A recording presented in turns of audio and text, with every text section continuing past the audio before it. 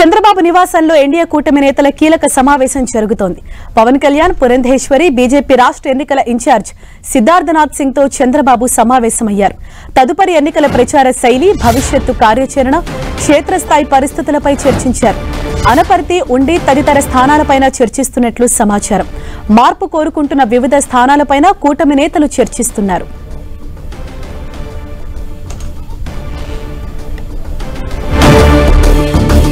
ఇదే విషయానికి సంబంధించి మరిన్ని డీటెయిల్స్ మా ప్రతినిధి రవిచంద్ మనకు అందిస్తారు. రవిచంద్, ప్రస్తుతానికి చంద్రబాబు నివాసంలో ఎవరెవరు భేటీ అయ్యారు? ప్రధానంగా ఈ సమావేశం యొక్క ముఖ్య ఉద్దేశం ఏంటి?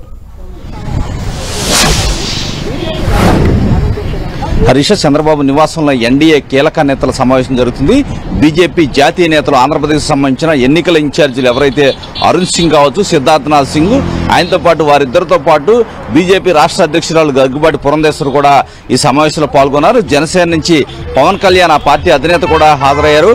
ముఖ్యంగా రాబోయే ఎన్నికల్లో ఏదైతే మేనిఫెస్టో గురించి ప్రధానంగా చర్చిస్తున్నట్టు తెలుస్తుంది. అదేవిధంగా ఇక్కడ ఏదైతే అనపర్తి స్థానం గురించి కూడా కీలక చర్చలు జరుగుతున్నాయి.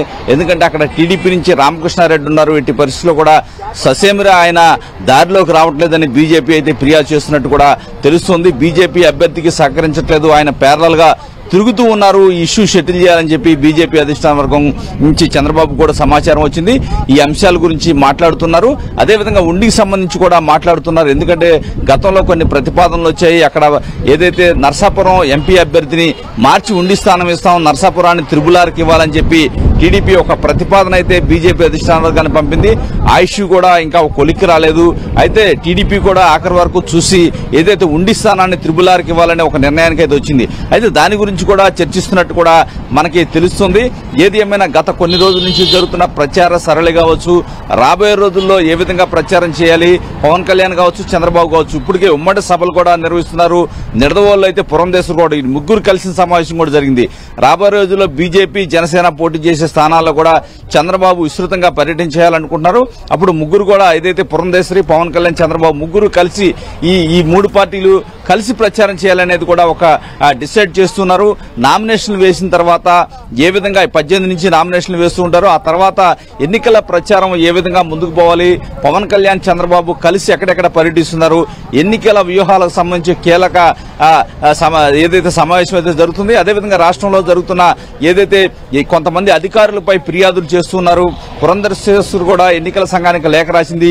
టీడీపీ కూడా ఏదైతే రోజు కూడా ఫిర్యాదులు చేస్తున్నారు. ఈ నేపథ్యంలో ఎన్నికల సంఘం నుంచి ఎటువంటి విధంగా స్పందిస్తున్నారు, వీరిపై జాతీయ ఏదైతే కేంద్ర ఎన్నికల సంఘానికి కూడా ఫిర్యాదులు చేయాలని కూడా ఇక్కడ మాట్లాడుకుంటూ ఉన్నట్టు తెలుస్తుంది.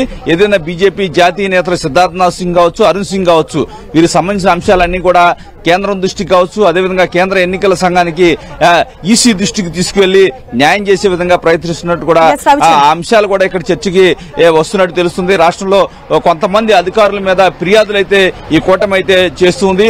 వారిపై కూడా కేంద్రం కావచ్చు, ఎన్నికల ఈసీ చర్యలు తీసుకునే విధంగా ప్రెజర్ చేయాలని కూడా ఒక నిర్ణయం తీసుకున్నట్టు తెలుస్తుంది. ఏది ఏమైనా ప్రచార సరళికి సంబంధించి కీలకంగా, ఎందుకంటే ఇప్పటికే పొత్తులో భాగంగా కొన్ని స్థానాల్లో ఇంకా మూడు పార్టీల మధ్య సయోధ్య కొన్ని స్థానాల్లో కుదరలేదు. వారి మధ్య సయోధ్య కుదిరించి ఎన్నికల పట్టాలు ఎక్కించాలి, వీరందరికీ కూడా అందరినీ బుజ్జగించాలి అని కూడా ఒక నిర్ణయం తీసుకున్నట్టు తెలుస్తుంది. హరీష, ఖచ్చితంగా రవిచంద్, అంటే పొత్తులో భాగంగా ఇప్పటికే టికెట్ దక్కని అసంతృప్త నేతలు పార్టీని వీడే యోచనలో కొంతమంది ఉంటే, కొంతమంది ఇండిపెండెంట్ గా పోటీ చేసేందుకు కూడా సిద్దమవుతున్నారు.